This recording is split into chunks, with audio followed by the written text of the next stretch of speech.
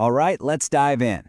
If you've ever felt like stock trading is just way too noisy and complicated, well, you're in the right place. Today, we're going to cut right through all of that confusion and focus on one clear, simple strategy to get you started.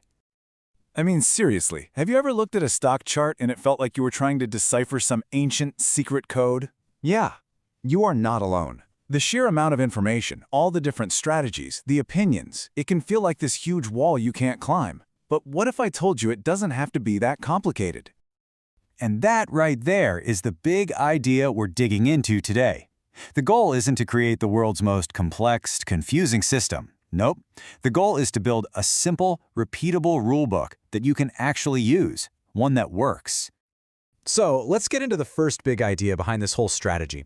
It's built on a really powerful metaphor. See, instead of trying to predict where the river's going to go, we're just going to learn how to read the current and ride it. This is the foundation. It's a strategy called trend following.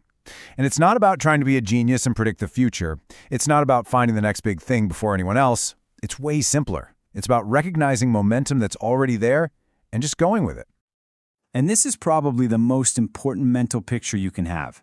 Just think of that river. Imagine you're in a canoe, paddling like crazy upstream against a really strong current. It's exhausting, right? You're not getting anywhere. Now, imagine just turning that canoe around and letting that same current do all the work. That's what we're talking about. That's trend following. This quote just nails it. It's a total mindset shift. We're not trying to be fortune tellers here. We're more like observers. Our entire job is to look at what the market is doing right now and just align ourselves with that reality. Okay, so this is a super important point. We are not bargain hunting. We're not looking through the discount bin for cheap stocks. We are looking for strong stocks that are already moving up. Now, I know that might sound a little backward, but the goal is to join a party that's already in full swing. We buy high with a very disciplined plan to sell even higher. Okay, so the whole river current thing makes sense. It's a great visual. But how do we actually see that trend on a real-life chart? What does it look like? Well, that's exactly what we're going to cover next. The answer is a really simple but incredibly powerful tool. And to keep things clean, we're just going to use one main indicator, the 50-day simple moving average. You'll often see it just called the 50 SMA. Think about it. A stock's price bounces up and down every single day. That's all just noise, and it can be super distracting. What the moving average does is act like a filter. It smooths out all that random noise into one single clean line. And that line shows us the stock's average price over the last 50 days. It reveals the real underlying direction, the current of our river. And here it is. This is our simple, black and white rule book. It honestly could not be clearer. If the stock's current price is above that smooth 50-day line, guess what? It's in an uptrend.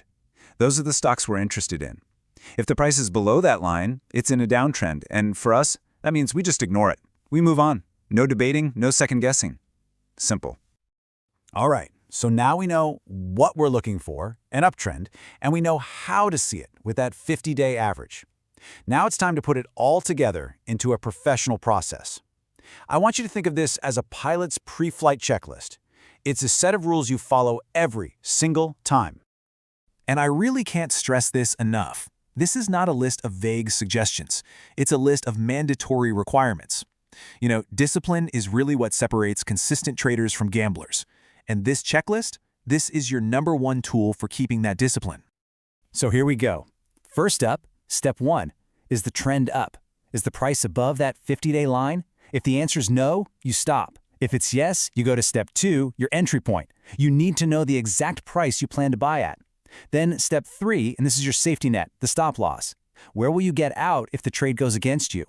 Step 4 is position size, and this is all about managing risk. It answers the question, how many shares can I buy so that if I get stopped out, my loss is small and totally controlled?